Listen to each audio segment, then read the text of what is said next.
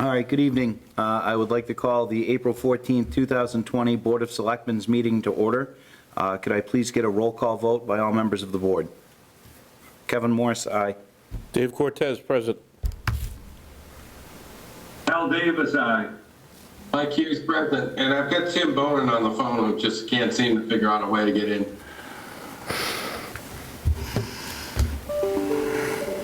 Hold on, I'm going to email it to Tim.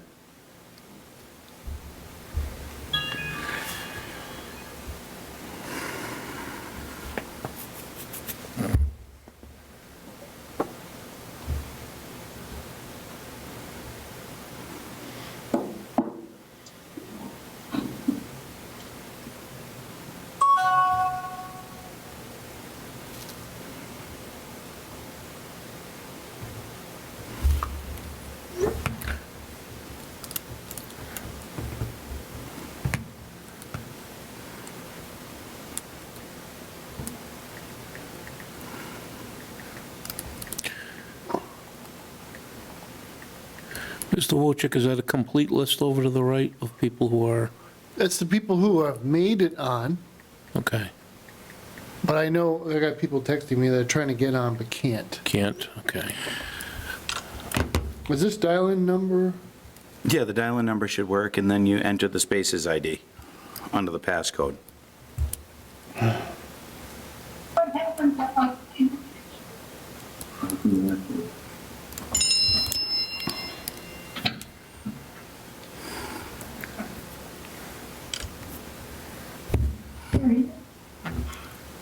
All right, I see Tim, but he's not on via audio.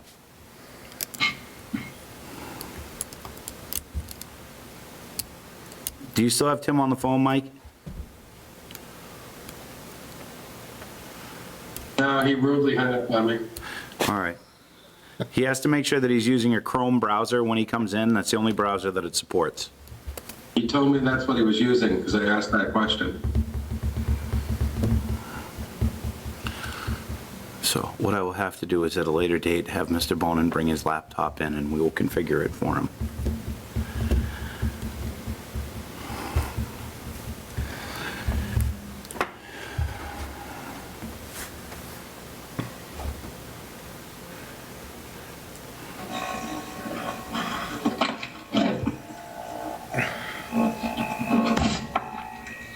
There you go, Hal, right there.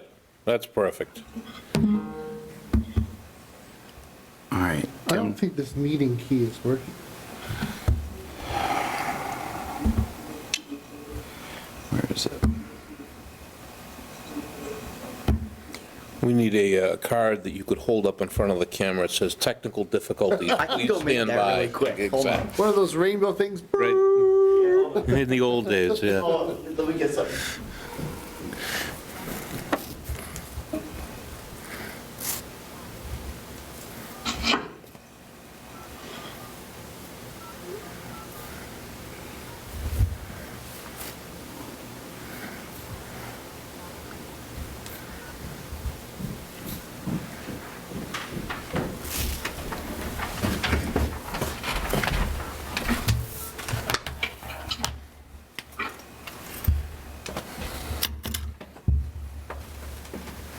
Why is it asking for a, oh, great.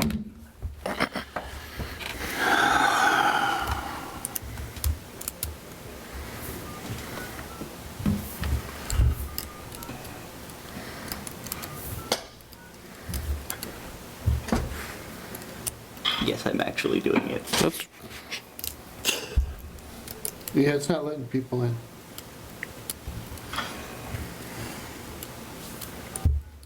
you've got a new box up on the screen there, Kevin.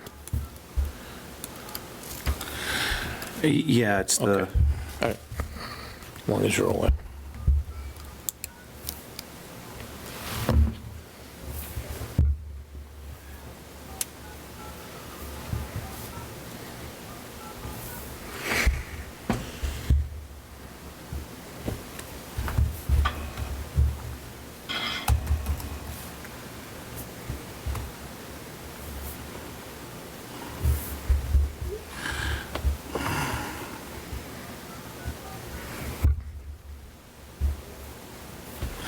Okay. So I had to add a password to it. They did a security update.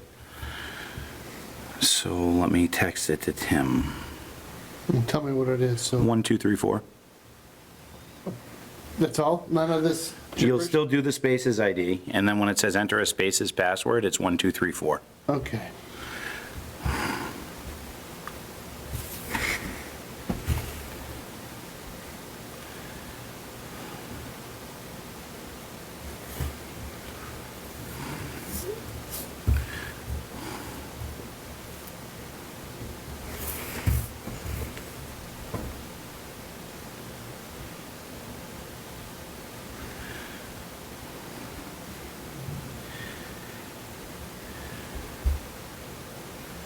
Seven four oh 187. So I guess I won't make any snarky comments about the state legislature's meeting with 9 different witnesses today, where the state treasurer had a grand view of her, on the underside of her chin, Oh, as she gave her written comments. All right. So I just sent the dial-in info to Tim, so he should be able to log in now. I forgot that we pushed an update for HIPAA compliance, requires a password now. My bad.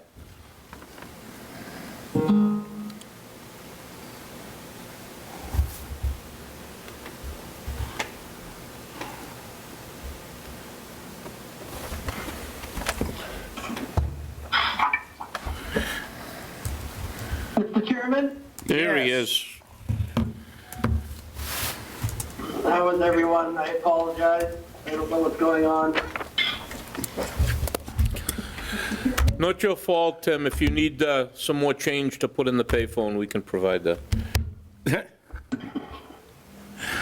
Okay, we now have a full board. I apologize for the difficulties. I neglected to update that there was a addition of the need of a password with an update off of the via spaces, so I take full responsibility for that. I don't have any announcements as of yet this evening.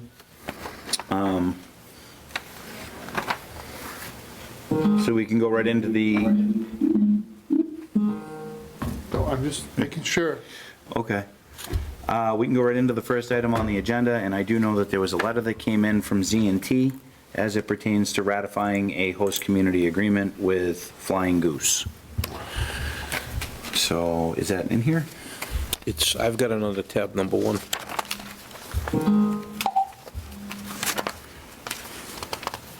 Do you need a copy? You want my copy? No, I'll dig through it. Should be in tab number 1. Did you find it? It's got the big receive stamp up the top right, Kevin. It's probably the- Take mine, I got it on my. No, it's okay. I got it right here. Yeah.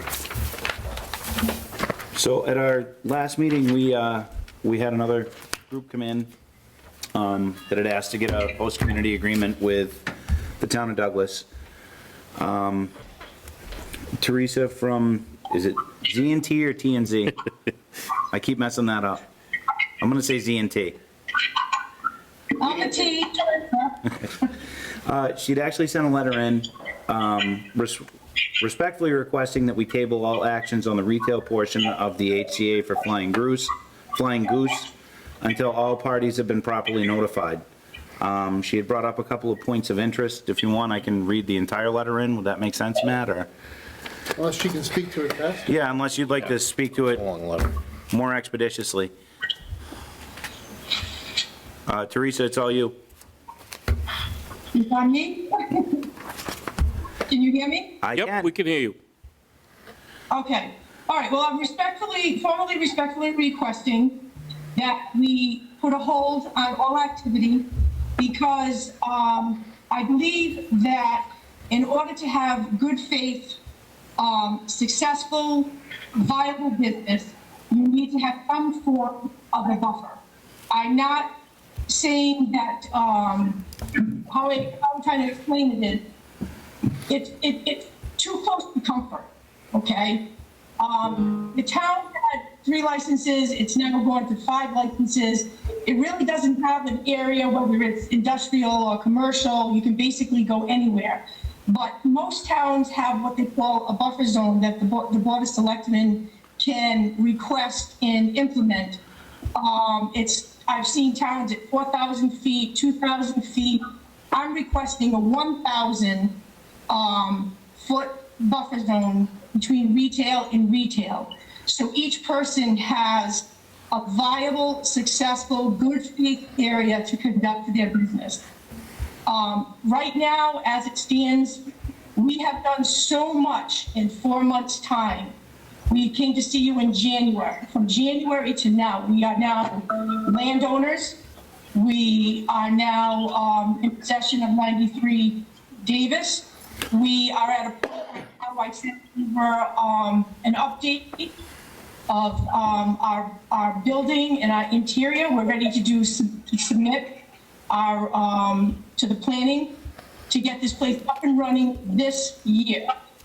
And I believe that something that's only 800 feet away is going to include both of us. I'm all for fair competition, but I believe that there should be a buffer zone. We cannot stack and stack and stack. It's not good business to have, it's like doing a Walmart, and a Walmart all together. We need to be spread out so that way we can service more people, more areas than one on top of another. That makes sense. It's not a, Especially because I just want to bring one point. In listening to the last meeting to us, nobody has moved faster than us. Whether you have 3 licenses or you have 5 licenses, we are the ones that have come before you, asked you for something in good faith, and we have done nothing but move forward. We have had a full forward motion since the day we met you in January, to the point where the CCC is actually waiting on us. They actually asked us if we were to give you a provisional today, how long would it take you to open? You have, and they have no plan in place. They verbally said they don't even have any finances. So people need to come in and we need to have competition, but let's look at the whole picture of what's going on. Are these people ready to go forward, or are these people that is coming in just to switch something? I'm trying to work with everyone.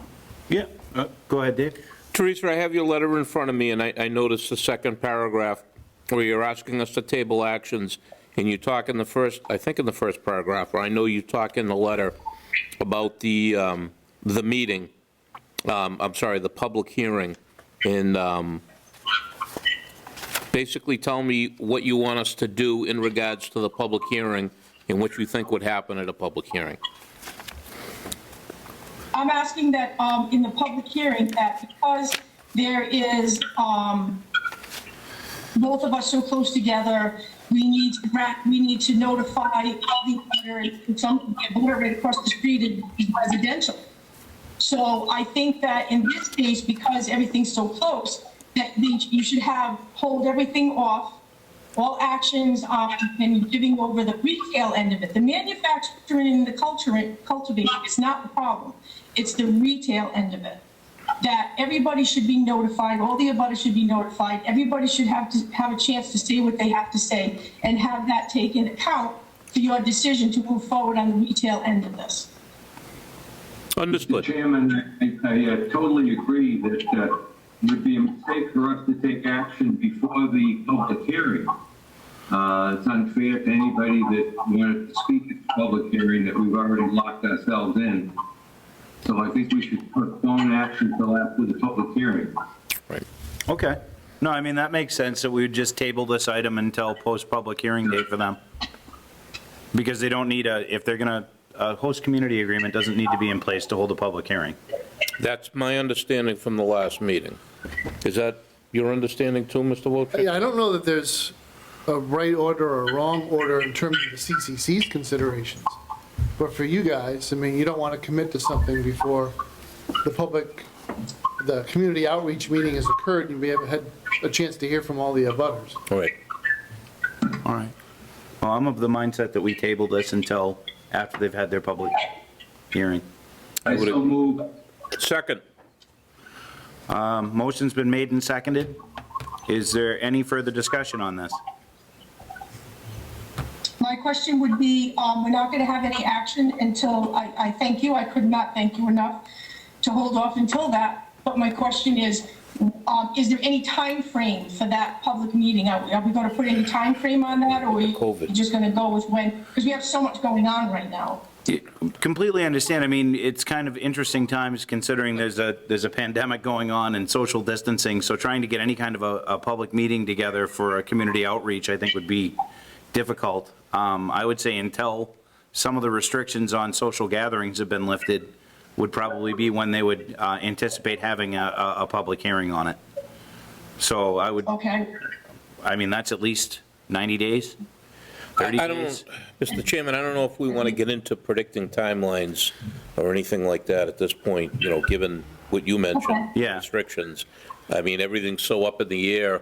I don't want to tie us or any of the parties to a timeline and force us to come back here and have to renegotiate, for want of a better term, that timeline. Yeah, no, I understand. I mean, she raises a valid point on the spacing. So, I mean, we'll just table it, you know, indefinitely until, you know, like I said, until this situation health-wise has been raised, and then we'd have a better idea as to when to address when they would have a public hearing. Right. Is that fair? That's fair, but I have one more, can I ask one more question though? You sure can. All right, so thank you very much on, you know, my request that we hold off until that, but are we going to, in the interim, do something about maybe the selectmen thinking about a buffer zone to request a buffer zone? I don't know. I'm looking about for that. 1,000. I think what I'd like to do is, we have a legal counsel that we've leaned on pretty heavily as it pertained to cannabis in the town, so I'd probably want to get their position on it. I don't think it sounds like a terrible idea, but it's not something that I can commit to without at least figuring out, you know, legally what we can do. That's fair, yeah? That's fair. So I will, I'll ask Mr. Wojcik to reach out to our attorney that handles the cannabis side of it, and then either him or myself will follow back up with you with some findings, or we'll get it on a future agenda. That sounds Okay, good. we should, Mr. Chairman, we'll take a vote on the tabling motion. Yes, I believe it's been made and seconded, so I'm just waiting for a roll call vote. Okay. You can start, Hal. Al Davis, aye. Kevin Morris, aye. Dave Cortez, aye. Thank you, Greg. All right. I didn't hear, Tim, were you and I couldn't hear you. Yes, that was an aye. I'm pleased with the decision. Thank you. Excellent. All right. Thank you very much. Thank you, all of you. Have a great night and be safe. You You too. too, Teresa. Mr. Chairman, a point of order, if I could. Sure. And just as we work through this virtual meeting, technology being limited as it is, I think whether we go north to south, I think we should probably stay in order just for the minute taker. I know I stepped on my cues there. I thought it was my turn and it wasn't. So my suggestion was we either start with Mike or we start with Dave and we go from there. We'll start with Dave and go from there. How's that? Excellent. Is everybody in agreement? Mike, Hal, you guys okay with that? Sure. Sure. All right. What does it mean to go from there? Yeah. I have a radical Tim idea. thinks. This is really radical. Can we people go in by the the room for- alphabet? We can go by the alphabet. Bonin, Cortez, Davis, Right. Hughes, Morse? Sure. We'll go by the alphabet. Tim, is alphabetical okay with you? Yep. You're back up front, Tim. You just got promoted. You're in the front of the bus, Tim. I always am. The chairman should always vote last anyway. Well, I spent a lot of time waiting for people to say something, so. I'm not a patient man. Or not vote, depending on which. I'm just not voting Those are any. the rules you If want Bonin's followed. first, I'm not voting anymore. Next up is to sign the election warrant and update and possible votes. Mr. Chairman, this is Hal. I'm going to recuse myself on this matter. Very well, Mr. Davis. Is that because you're up for re-election? Is that why you're recusing yourself? Yes, it is. So, well, I'm going to publicly say I endorse you strongly as a candidate, Mr. Davis.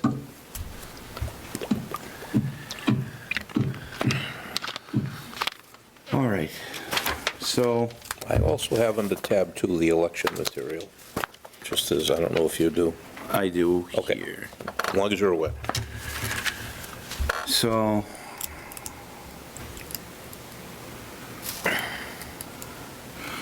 it looks like the Board of Registrars is wishing to move forward with May 12th, 2020 as the date for elections. And that was the original date, correct? I believe, yes. So they don't have any specific on polling hours.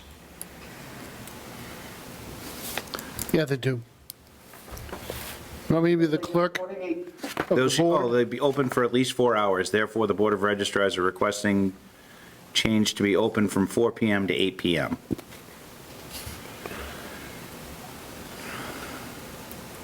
So there's two alternatives to voting in person.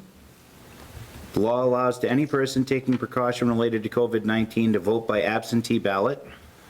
All applications for absentee ballot must be received by the town clerk before noon, Monday, May 11th. Any person may apply for an absentee ballot by sending a signed request to the town's clerk office or filling out the absentee ballot application available on our website. Absentee ballots must be received by the town clerk before the close of polls on election day. And then the second, the laws provides for early voting by mail. All applications for early voting ballots must be received before noon on Monday, May 11th. Any person may obtain an early ballot by sending a signed request to the town's clerk or by filling out and returning the early voting application on the town's website. Early voting ballots must be received by the town clerk before the close of polls, polls close on election day. I don't see any issues with either one of those. So, all we need is a vote to sign the election ballot? The warrant. The warrant, sorry. Warrant. Do we need to do a vote on? I actually think you need to do both. Right. Well, you're not postponing the election, so that's not a vote. But you are establishing the terms of the election under the emergency, so you might want to do a motion on the clerk's memo, the Board of Registrars memo. Then you would do a separate motion to sign the election warrant. Okay. I would move then that we adopt the criteria in the town clerk's memo dated April 14th regarding annual town elections this year.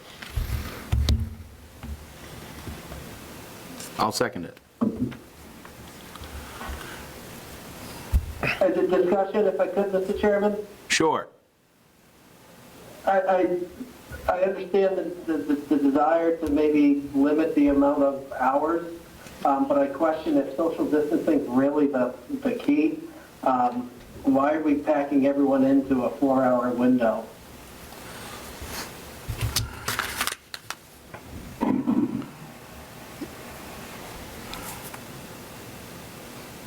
I can answer part of that, Tim. As you know, and it's good for me to disclose anyway, my wife is on the Board of Registrars, and they do a fine job when we get that plug in. Having said that, I know there are plans to probably limit the amount of people in the room where the voting takes place in the gym at the same time, to preserve social distancing as we've become accustomed to it. So I think that goal, absent a very large turnout that probably isn't likely, I think that goal will probably be met.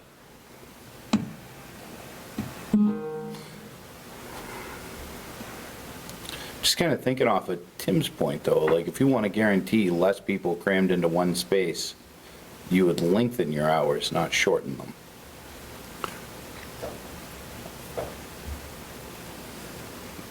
Unless you want to encourage people to vote by mail and give them limited opportunity to be here in person. Yeah, that's the flip side. It would make more sense to people to monopolize on the absentee ballot or to do the, the mail-in voting on it. I think it's safer, but there's some people that are just going to want to show up and punch a ballot, so kind of on the fence either way.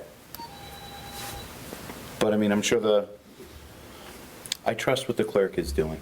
How's that? If she feels that opening it up at, doing a 4-hour window to try and siphon more people towards doing the absentee ballot, then she has more insight into that than I do. I don't think it was a decision that was reached lightly. I'll leave it at that.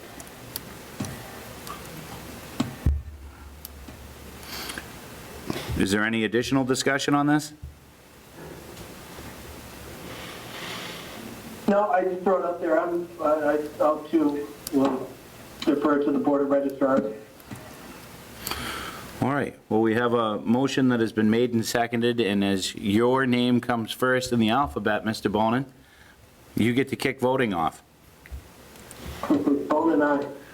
Cortez, aye. Like you guys.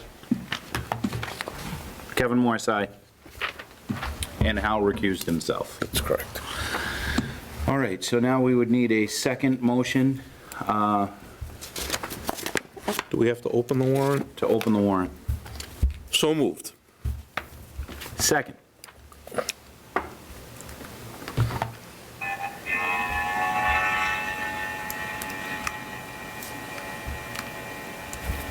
That would be you, Tim.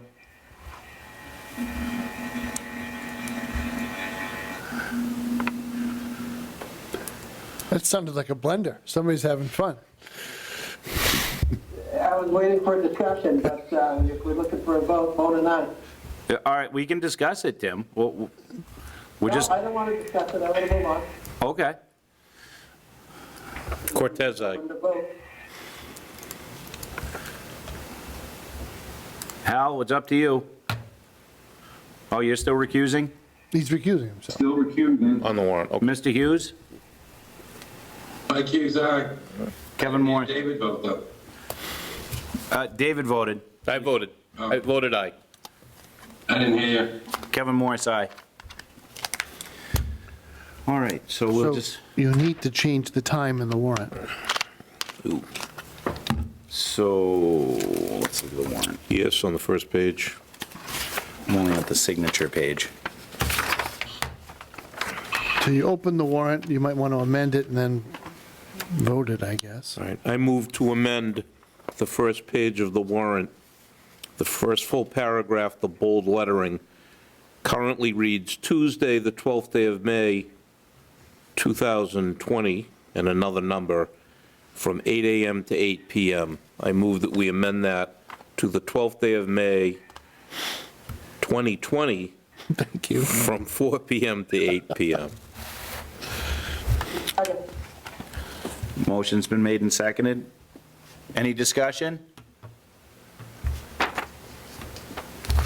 Seeing as none, roll call vote, please. Bone and I. Dave Cortez, aye.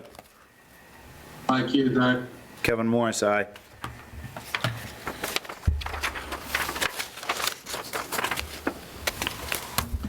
So do we now close it?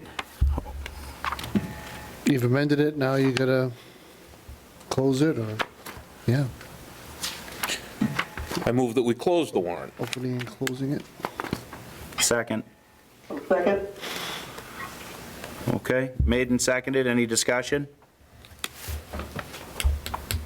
Seeing as none, roll call vote. Bone and I. Dave Cortez, aye. Like you, aye. Kevin Morris, aye. All right, I think that has everything under that. Correct? I believe so. Okay. Next is the notice to taxpayers.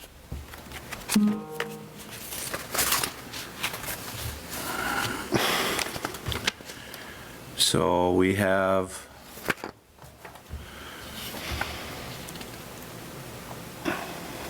believe below is the correct motion reflecting your changes to the notice.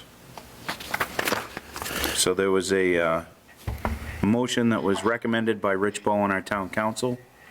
And the motion is, I move to accept the statutory tax relief options set out in the Division of Local Services Bulletin 2020-02, dated April 3rd, 2020, at Section 7, subsections A and B, with the deadlines as established in the document titled Town of Douglas, Important Information Regarding Your Tax Bills, as prepared by the Treasurer Collector. Was that your motion? That was my motion. I will second.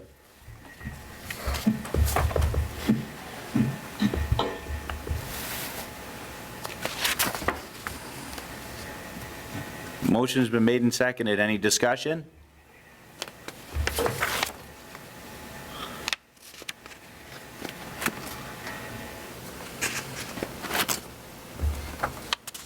Seeing as none, can I get a roll call vote, please?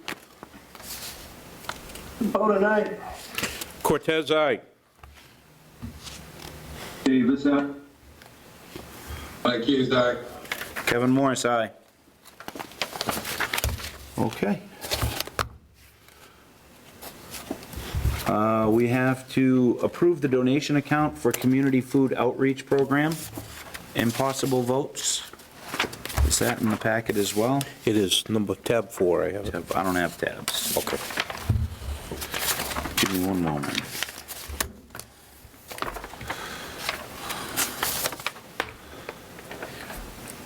That's just an executive session.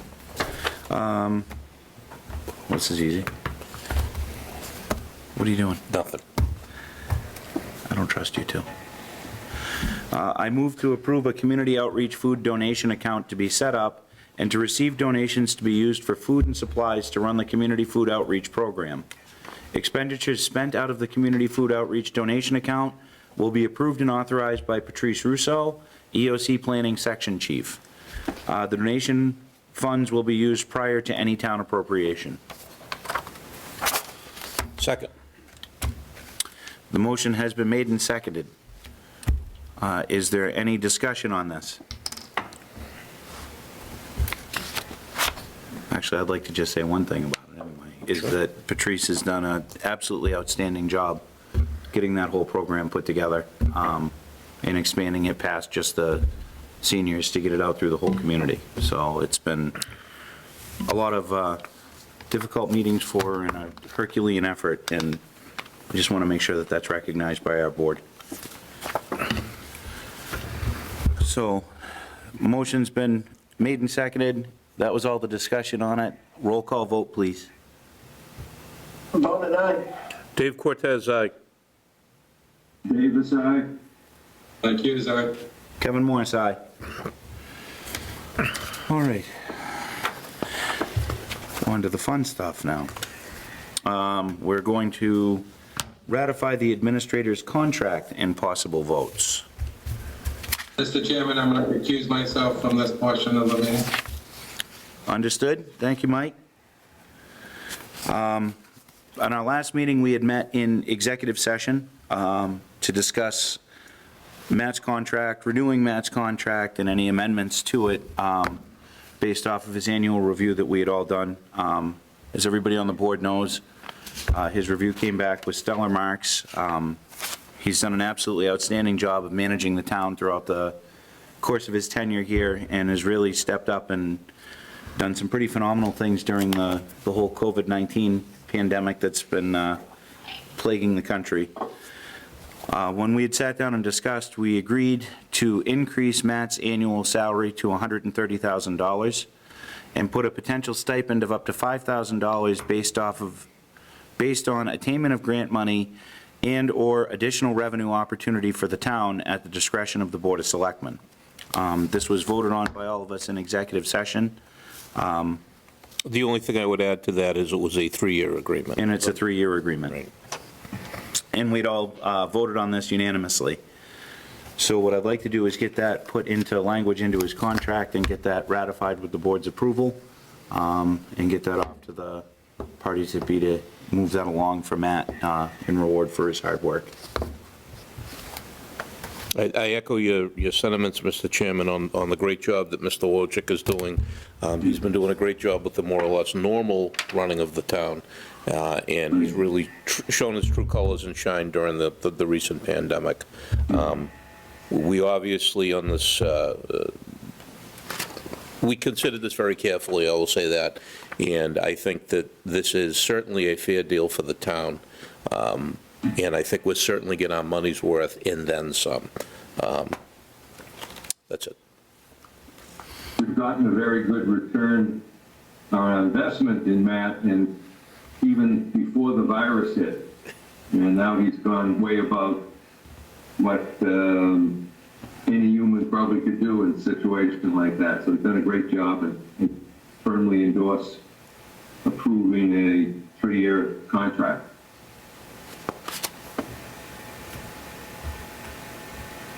Mr. Bonin, any thoughts? Nothing that hasn't already been said. I just think he's been a real good thing for this town, and we want to keep him. All right. So anyone have a motion? I move that we increase the salary and benefits as you described, as the chairman described. Bowman here, I'll second. Excellent. Okay. The motion's been made and seconded? I will say in discussion, we do need, who would actually do the language for his contract? Which of our learned counsel, Mr. Bowen or? I think we just take your existing contract and change the, Didn't you use Mazer we did, when you use- first Did we agreed? use Brian? Contracted with Mazer? Yeah. You did. so we'd have to retain Right. Brian Mazer to amend the contract. Yeah. And I think they would probably have to reflect that over in the Schedule A too, where you have COLA and stuff that goes in. Correct, right. I just want to make sure it's done correctly, that's all. I'm not writing it myself. Poor guy will never get paid. All right, so motion's been made and seconded. Is there any further discussion on this? So roll call vote, please. Bowman, aye. Dave Cortez, aye. Al Davis, aye. Kevin Morris, aye. All right. So, and I have successfully lost my agenda. There it is. So it brings us to approve minutes and possible votes.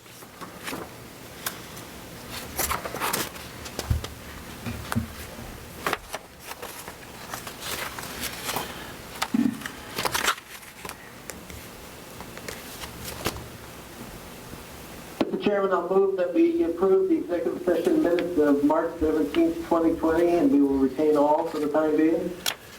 Well, I have the April 7th open meeting first. All right.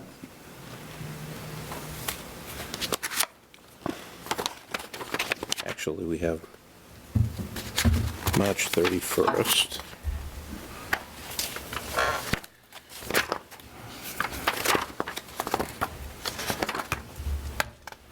We have March 17, March 31st. 31st.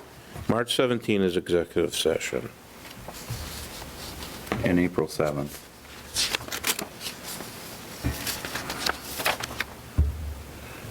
All right. Well, Mr. Bonin's motion was for April 7th, correct? Yep. Yeah, I'll second that. All right. Motion's been made and seconded. Roll call vote. Correction, I don't want to be a stickler here, but it was for the March 17th executive. Okay, I misheard you. I'll second your motion for March 17th. All right. So the motion for March 17th executive session has been made and seconded. And we're retaining these, correct? Yes. Okay. All right. Roll call vote, please. Bowman, aye. Dave Cortez, aye. Al Davis, aye. Mike Hughes, aye. Kevin Morris, aye. Those are done. All right, so that brings us to the March 31st minutes, right? Oh, no,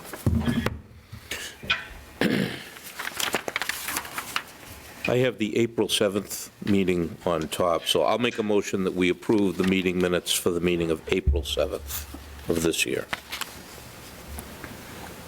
okay. I'll second. Mike Hughes. All right, motion's been made and seconded. Roll call vote, please. On the night. Dave Cortez, aye. Al Davis, aye. Mike Hughes, aye. Kevin Morris, aye. Then we've got the open meeting of March 31st.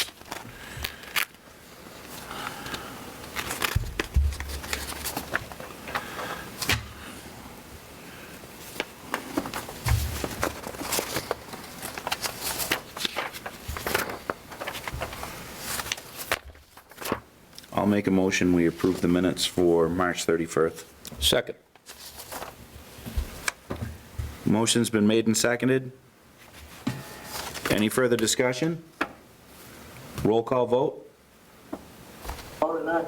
Dave Cortez, aye. Al Davis, aye. Mike Hughes, aye. Kevin Morris, aye. All right, that's all the minutes. Did we do the April 7th? Yes. We did, okay. All right. So that brings us to your report, Mr. Administrator. Mr. Chairman, if you'll indulge me, I would like to go over this notice to taxpayers, Yes. just to disclose its contents. I'll read the operative sections. The due date of real and personal property tax bills has been extended to June 1st, 2020.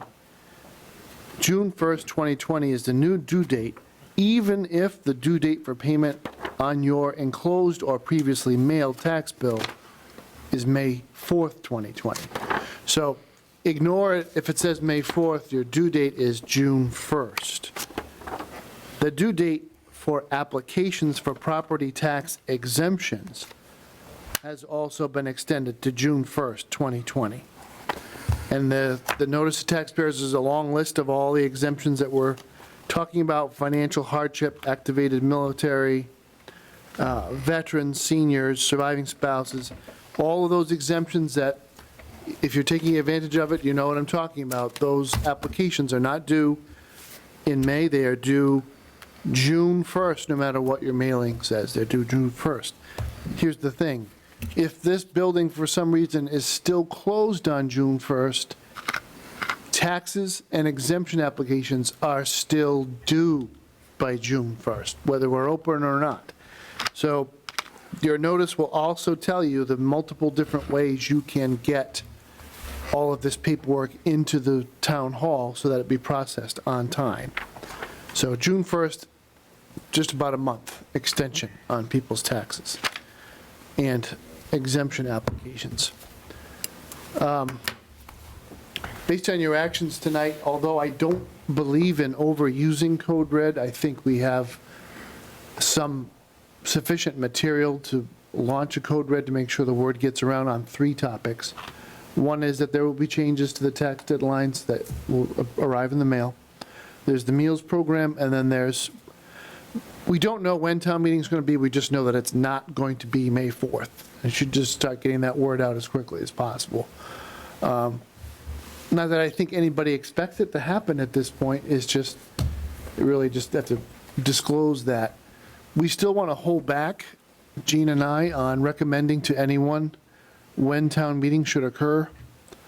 I know that she's holding out hope that we could somehow salvage fiscal '21 and that the makeup would be fiscal '22. I don't think we're going to be able to do that. So we've agreed to wait until the end of the so-called surge and see what the state has by way of a plan to go forward. I can tell you that the plan is going to be based on some very sobering statistics, and I don't like being the bearer of bad news. That's not what I'm trying to do. You can't successfully address an issue unless you acknowledge what it is. You don't tell somebody who's missing their leg that, don't worry about it, you can grow a new one. You tell them you don't have a leg, and this is what we're going to do to help you to the next step. And I don't use that image lightly because, that's a very serious injury, and what's going on with the state is very serious. The Commonwealth of Massachusetts has a rainy day fund of $3.48 billion. And that's actually pretty gosh darn good compared to the other states. It's not a lot of money to sustain the ongoing operations of the state, and that would not be the point. The point would be that's the state, Commonwealth of Massachusetts liquidity is not going to be called into question with that much money in the rainy day fund. And that will help the state sell bonds and, get through this, through the issuance of, short-term debt or any other means necessary. The states of Illinois and Rhode Island in particular have no liquidity at all. And so they will not be able to take advantage of the market because nobody would rightfully, in their right mind, would buy a bond unless it's at exorbitant interest to provide liquidity to those states if there's no guarantee that they can even make payroll as they get through this crisis. Despite the good news about the Commonwealth Sunshine Fund, the Massachusetts lottery is beginning to feel the results of the COVID-19 related closures. The lottery was on track through the first 8 months of this fiscal year on balance to keep up with its revenue projections. But with social distancing, 1,800 agents out of the 7,500 that sell lottery in Massachusetts are completely closed, and most of them have downsized to the point that they're not really running lottery operations very aggressively off their business. So year over year, all lottery sales compared to this time last year are down 33%. For the month of April so far, for the first 2 weeks of April, and this is the one that was eye-opening to me, the sales of Keno, which if you know the lottery, that is the cash cow. It's the most profitable, lowest cost game. Keno is down 53% this April compared to last April thus far. The Liquor Commission this year thinks they might be able to salvage fiscal 20, but fiscal 21, some 20 to 25% of retail licensees may not renew their liquor license based on the fact that they're closed. So those revenue projections from ABCC are estimated at a 10 to 20% drop. So that gives you some indication of the financial stress that the Commonwealth will have to work through. And a lot of this came from a presentation that is on mass.gov. If you look at economic roundtable or economic discussion that took place today, it's a 3-hour meeting. I'd recommend you skip to the second guest speaker, who is from the Massachusetts Taxpayers Foundation, who provides these revenue projections and estimates. And, it was a sobering message coming from her. If tax revenues are down 14.1% and unemployment reaches somewhere close to 17.8%, then there's a question of what is the shape of the curve, how quickly can the economy recover. With summertime reinvigoration of the economy, we'll have sort of a V shape. We fell off the cliff, then we climb back up the cliff, and we could recover most of the jobs by some point during fiscal 22. But if we are delayed and we don't get back to normal deep into the fall, then we'll have more of a long, drawn-out U-shaped curve, and it may be several years before the economy recovers. I only say this because in our budget planning, we have to be cognizant of that. I don't know why collective bargaining units are continuing to pursue conversations. I don't know that any promise can be made by any administrative team at this point that would be considered good faith until the economy sorts itself out and the state's revenue picture becomes clear. Whatever the state is unable to manage, it will push down to the municipalities. It'll have no choice. The state can't run a deficit just like we can't run a deficit. And I'm very skeptical. I would rather deal with pain. This is a personal opinion, that disclosure up front. But in the past, when the federal government has attempted to monetize debt or deficit spending at a time when the economy has a natural underlying shock that isn't created by the financial markets, it's created by something has gone seriously wrong. And in my lifetime, that was the energy crisis in the late 70s when Jimmy Carter was president.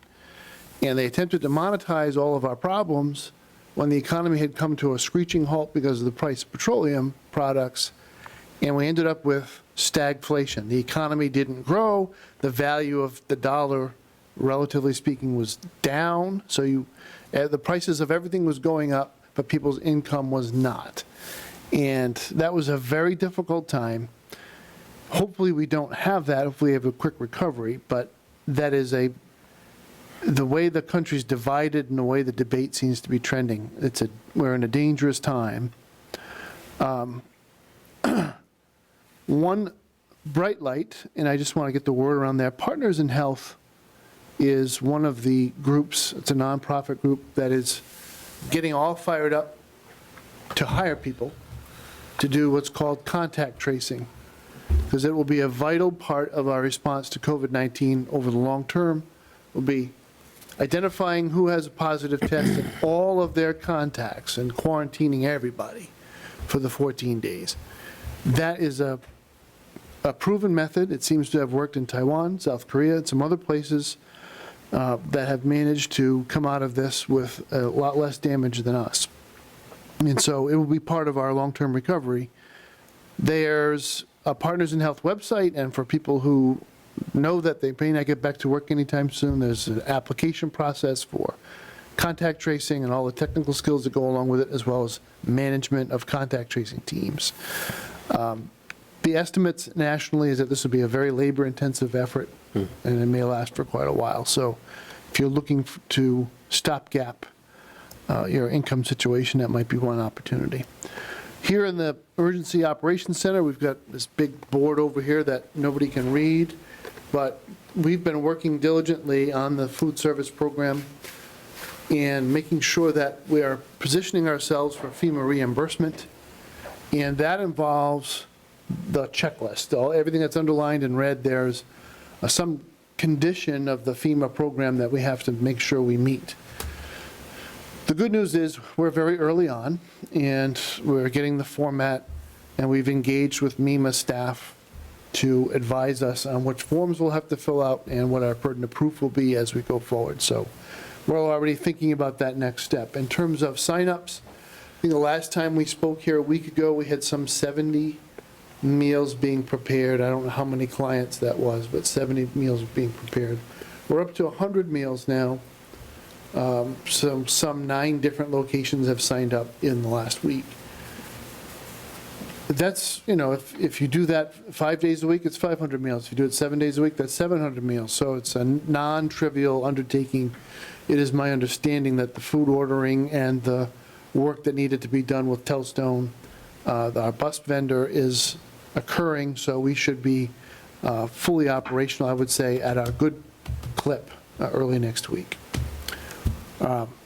Day to day, we try to manage the rest of the situation. We're looking ahead, obviously, to the financial plan, and we're trying to get ahead of anything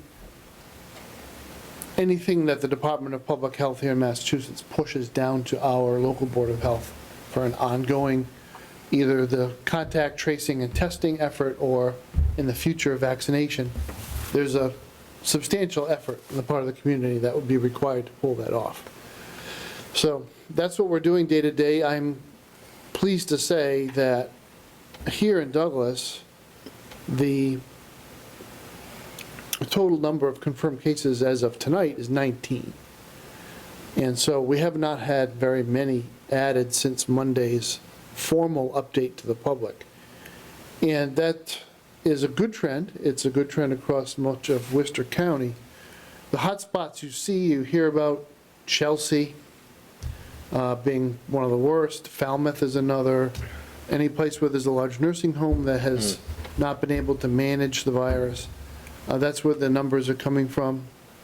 We just can't help but say one more time, this virus affects you regardless of your age or your health. And for many people, you're asymptomatic. You don't even have very many symptoms. but unfortunately, it is disproportionately representing our oldest and most vulnerable people when it comes to the death rate. A very large number of those who have passed away have been in their late 70s and 80s and 90s, and that's a sad thing, and I still have living relatives. My mom is 85. We all care very much for these people, and stay away from each other, stay home, keep your hands clean.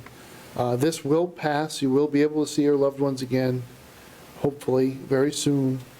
And, but in the meantime, there's no good reason to put vulnerable people at risk. And that's what the food service program is about. It's a public safety program to keep our most vulnerable people out of circulation so that they don't join the aggressive statistics.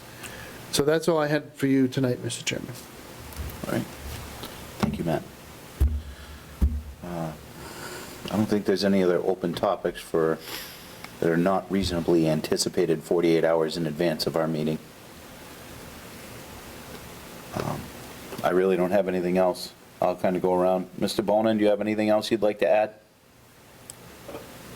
I do not know.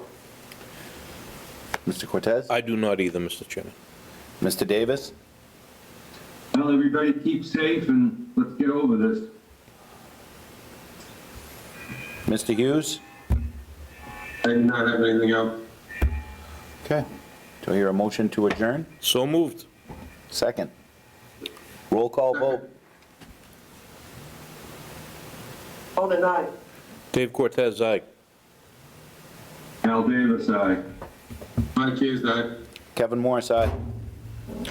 Thank you very much, everybody. Good night. Aye.